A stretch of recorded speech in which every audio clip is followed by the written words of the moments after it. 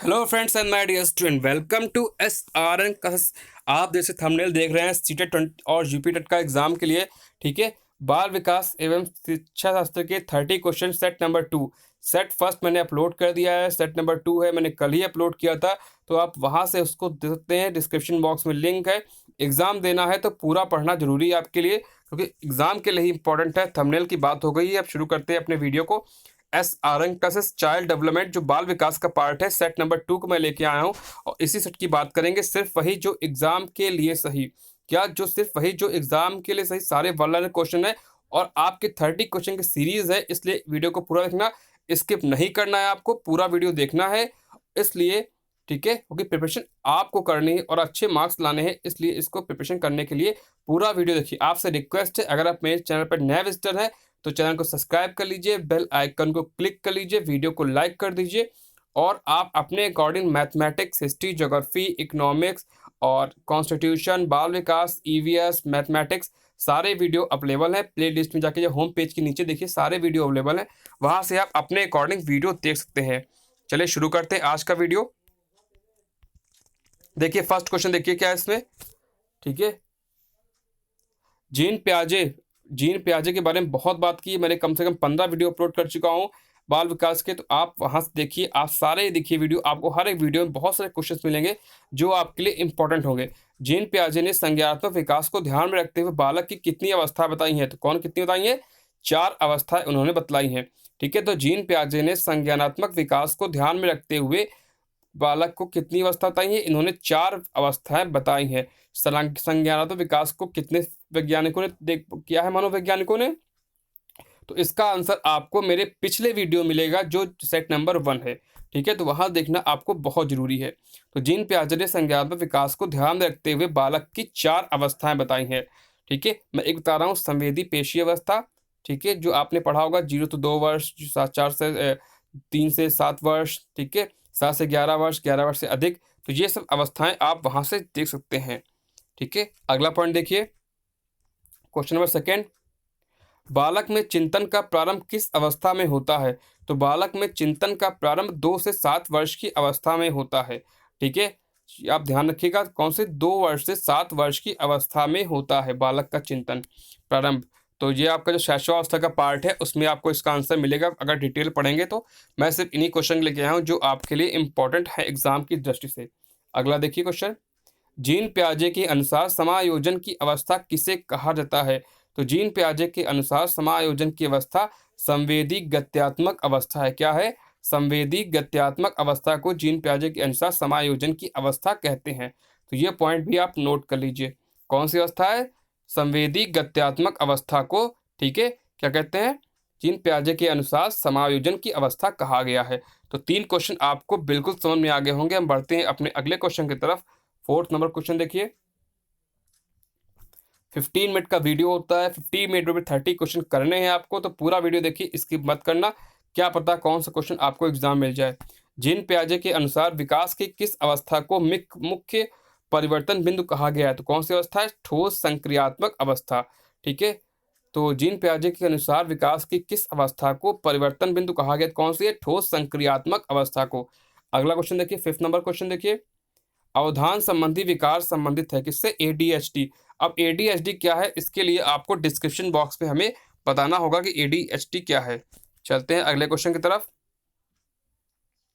भोजन ग्रहण करने संबंधी समस्या है, क्या है? बुलिमिया। ठीक है, भोजन ग्रहण करने समस्या क्या कहलाती है? बुलिमिया। तो ये आपको ध्यान रखना होगा, भोजन ग्रहण करने संबंधी समस्या क्या है? ये है आपकी बुलिमिया। ठीक है, तो ये क्वेश्चन आपको बिल्कुल नया मिला होगा। अब बढ़ते हैं अगले क्वेश्चन की तरफ। अमेरिका में वंचित बालकों के लिए योजना चलाई गई, कौन सी? ब्रांजिंग योजना। क्या थी? ब्रांजिंग योजना थी, जो अमेरिका की योजना है। अमेरिका में वांछित बालकों के लिए योजना चलाई गई, कौन सी है? ब्रांजिंग योजना। तो ये भी आपके लिए इंपॉर्टेंट हो गया पॉइंट। अगला देखिए, गिलफोर्ड ने सृजनशील प्रक्रियाओं के कितने चरण बताए हैं? गिलफोर्ड ने सृजनशील प्रक्रियाओं के कितने चरण बताए हैं? तो कितने हैं? इन्होंने 5 चरणों का उल्लेख किया है। कितने चरण बताए? 5 चरणों का इन्होंने उल्लेख किया है। जेबी गिलफोर्ड थे, ये आपके जेबी गिलफोर्ड नाम सुना होगा आपने अच्छे से। ठीक है, तो जेबी गिलफोर्ड ने सृजनशील प्रक्रियाओं के कितने चरण बताए हैं? तो कितने चरण बताए हैं? इन्होंने 5 चरणों की व्याख्या की हुई है। बढ़ते हैं अपने 9 क्वेश्चन नंबर की तरफ। सारे क्वेश्चन समझिए ध्यान से। किशोरावस्था को तूफान की अवस्था कहा जाता है। किशोरावस्था को तूफान की अवस्था कहा था, किसने कहा था? स्टैनली हॉल ने। ठीक है, इन्होंने कहा था कि जो स्टैनली हॉल ने कहा था किशोरावस्था कौन सी अवस्था है और तूफान की अवस्था। क्वेश्चन 2 टाइप से आता है। किशोरावस्था की को कहते हैं तूफान की अवस्था है, तूफान की अवस्था को कहा जाता तो कौन सी है? वो किशोरावस्था। तो जहाँ किशोरावस्था को तूफान की अवस्था कहा है, किसने कहा है? स्टैनली हॉल ने। क्वेश्चन नंबर 10 देखिए, नैतिक विकास का सिद्धांत किसने दिया? तो नैतिक विकास का सिद्धांत किसने दिया है? ये कोहलरबर्ग ने दिया है। नैतिक विकास के सिद्धांत के बारे में कोहलरबर्ग ने बताया है, तो ये आपके लिए भी इंपॉर्टेंट हो गया। नैतिक विकास का सिद्धांत किसने दिया है? ये आपके कोहलरबर्ग हैं। 11 नंबर देखिए क्वेश्चन, बाल विकास का उद्देश्य है। तो बाल विकास का संपूर्ण उद्देश्य क्या है? ये आपका बालक का सर्वांगीण विकास करना। क्या है? बालक का सर्वांगीण विकास करना ही बाल विकास का उद्देश्य है। तो ये क्वेश्चन भी आपको समझ में आ गया होगा। अगला देखिए, मूल प्रवृत्ति का सिद्धांत किसने दिया? तो मूल प्रवृत्ति का सिद्धांत मैकडूगल ने दिया था। ठीक है, तो ये आपको क्लियर हो गया। मूल प्रवृत्ति का सिद्धांत देने वाले मनोवैज्ञानिक कौन थे? ये आपके मैकडूगल थे। मैकडूगल ने ही मूल प्रवृत्ति के सिद्धांत के बारे में बात की है। 13 नंबर क्वेश्चन देखिए, मन की उत्तेजित दशा, मन की उत्तेजित दशा, क्रोध, खुशी आदि को क्या कहते हैं? तो क्या कहते हैं? ये आपका संवेग है। संवेग बहुत इंपॉर्टेंट पॉइंट है, एग्जाम में कई बार पूछा गया है संवेग के बारे में। तो मन की उत्तेजित दशा को क्या कहते हैं? मन की उत्तेजित दशा, क्रोध, खुशी आदि को क्या कहते हैं? तो क्या ये आपका ये संवेग का है पार्ट। ठीक है, चलते हैं अपने 14 नंबर क्वेश्चन की तरफ। 13 क्वेश्चन क्लियर हो गए होंगे।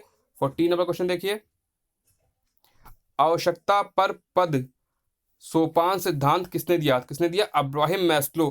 पर ठीक है, मैस्लो के ने 5 सिद्धांत दिए थे। मैस्लो के आवश्यकता का सिद्धांत जो होता है ये आपके लिए वेरी इंपॉर्टेंट है। शारीरिक आवश्यकता, मानसिक आवश्यकता, व्यवहारात्मक आवश्यकता, इन्होंने 5 सिद्धांत दिए हैं। तो ये मैस्लो का सिद्धांत है आवश्यकता। ठीक है, आवश्यकता का सिद्धांत को मैस्लो ने दिया था। ये आम का नाम था अब्राहम मैस्लो। तो क्वेश्चन बन के आप सामने आया है, आवश्यकता का पद सोपान सिद्धांत किसने दिया? तो कौन थे ये? जी आपके मैस्लो थे। अगला पॉइंट देखिए, बुद्धि की सामान्य व विशिष्ट सिद्धांत किसने दिया था? तो बुद्धि का सामान्य व विशिष्ट सिद्धांत किसने दिया था? ये आपके थे स्पेयरमैन। स्पेयरमैन ने ही आपका बुद्धि का सामान्य और विशिष्ट सिद्धांत दिया था। इसको बोलते हैं जनरल। ठीक है, जनरल बुद्धि और स्पेसिफिक बुद्धि। तो ये चीज आपका है। ठीक है, तो ये आपका बहुत इंपॉर्टेंट क्वेश्चन बन गया। दोनों क्वेश्चन, मैस्लो वाला और स्पेयरमैन क्वेश्चन, ये दोनों क्वेश्चन क्लियर होना चाहिए आपको। ठीक है, तो बुद्धि का सामान्य एवं विशिष्ट सिद्धांत दिया था स्पेयरमैन ने। अगला देखिए, 16 नंबर क्वेश्चन देखिए, सीखने के सिद्धांत किसने दिया? तो सीखने का सिद्धांत दिया है थॉर्नडाइक ने। किसने दिया है? थॉर्नडाइक ने ही सीखने का सिद्धांत दिया है। तो ये चीज़ थॉर्नडाइक के बारे में आपको एक स्पेशल वीडियो मुझे अपलोड करना है और मैं बहुत जल्दी इसमें अपलोड कर दूंगा, जिसमें आपको थॉर्नडाइक के बारे में, अधिगम के बारे में पूरी डिटेल होगी। अगला देखिए, मानव में स्थायी परिवर्तन को कहा जाता है।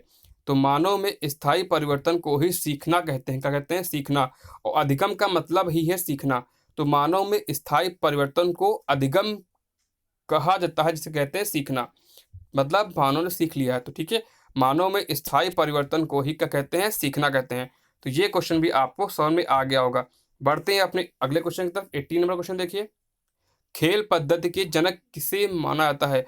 तो खेल पद्धति के जनक कौन है? किलपैट्रिक हैं। कौन है? किलपैट्रिक को खेल पद्धति के जनक के रूप में मानते हैं। तो खेल पद्धति के जनक किसे माना जाता है? ये आपके किलपैट्रिक हैं, इन्हीं के अकॉर्डिंग। ठीक है, तो जो स्कूलों में खेल की है वो आपका जनक इन्हीं के मानते हैं, किलपैट्रिक। ह्यूरिस्टिक पद्धति के जनक किसे मानते हैं? तो ह्यूरिस्टिक पद्धति की जनक जो थे ये कौन थे? ये थे आर्मस्ट्रांग। ह्यूरिस्टिक को ही बोलते हैं खोज। ठीक है, आविष्कार जो आपका है। ठीक है, तो ह्यूरिस्टिक पद्धति के जनक कौन है? ये आपके आर्मस्ट्रांग को ही मानते हैं। ह्यूरिस्टिक पद्धति के जनक आर्मस्ट्रांग।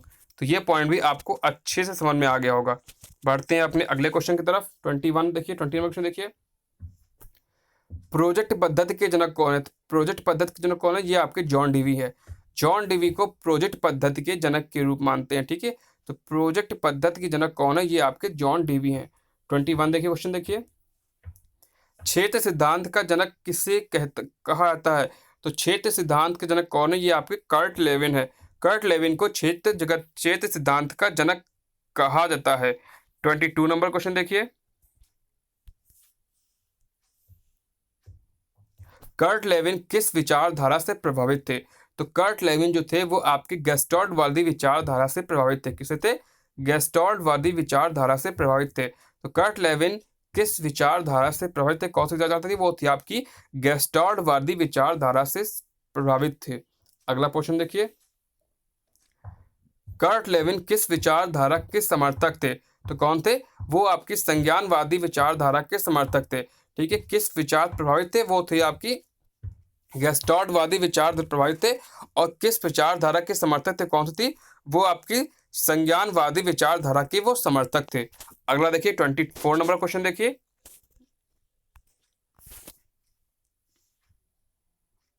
कर्ट लेविन के सिद्धांत के क्षेत्र सिद्धांत में क्षेत्र का अर्थ क्या है?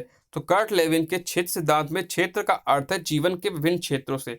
कहां से है? जीवन के विभिन्न क्षेत्रों से। कर्ट लेविन के क्षेत्र सिद्धांत का अर्थ है जीवन के विभिन्न क्षेत्रों से। तो ये पॉइंट भी आपको समझ में आ गया होगा। अगला देखिए, अधिगम का 25 नंबर क्वेश्चन देखिए। अधिगम का श्रेणी क्रम सिद्धांत किसने दिया? तो अधिगम का श्रेणी क्रम सिद्धांत किसने दिया? ये आपके थे रॉबर्ट गिने ने अधिगम का श्रेणी क्रम सिद्धांत दिया हुआ है। तो ये सारे सिद्धांत आपके लिए इंपॉर्टेंट है, इसलिए ये आपका स्पेशल वीडियो बन गया। क्या बन गया कि ठीक है, सब सिद्धांत को मैंने एक ही उसमें दिया क्वेश्चन में। तो अधिगम का श्रेणी क्रम सिद्धांत किसने दिया? रॉबर्ट गिने ने दिया। आपको पता होगा आपके एग्जाम में कम से कम 2 या 3 क्वेश्चन मिलते हैं सिर्फ इन्हीं सिद्धांत पे कि कौन सा विचारधारा कौन सिद्धांत है, ये इसलिए आपके लिए वीडियो बहुत इंपॉर्टेंट होता है। अगला क्वेश्चन देखिए 26 नंबर देखिए क्वेश्चन। रॉबर्ट गिने किस विचारधारा के समर्थक थे? तो रॉबर्ट गिने संज्ञानवादी विचारधारा के समर्थक थे। तो ये क्वेश्चन भी आपको समझ में आ गया होगा। रॉबर्ट गिने किस विचारधारा के समर्थक थे? तो रॉबर्ट गिने आपके संज्ञानवादी विचारधारा के समर्थक थे। 27 क्वेश्चन देखिए। रॉबर्ट गिने के अनुसार अधिगम का सबसे निम्न स्तर कौन सा है? तो रॉबर्ट गिने के अनुसार अधिगम का सबसे निम्न स्तर संकेत अधिगम है। कौन सा है? संकेत अधिगम। ठीक है, तो ये क्वेश्चन आपको बहुत इंपॉर्टेंट है। इन्होंने कई बताए हैं, इनमें सबसे निम्न स्तर का जो है वो कौन सा है? वो इनका संकेत अधिगम है। बढ़ते हैं अपने अगले क्वेश्चन की तरफ। 28 नंबर क्वेश्चन देखिए।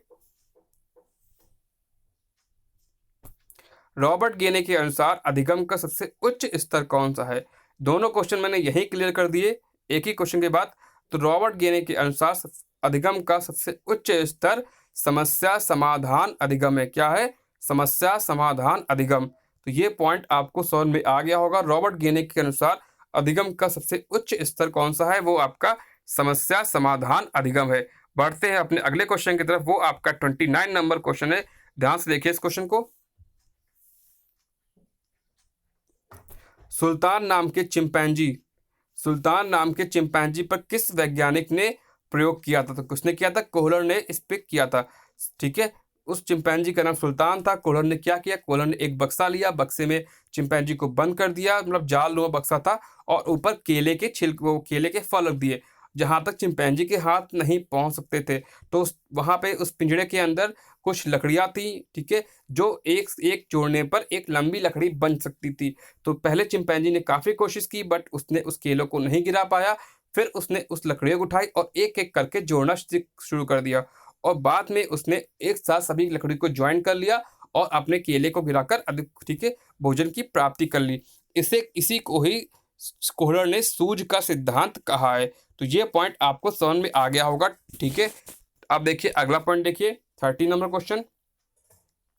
चूहे पर किस वैज्ञानिक ने प्रयोग किया? तो चूहे पर स्किनर ने प्रयोग किया। किसने किया? चूहे पर स्किनर ने प्रयोग किया। इन्होंने क्या किया था?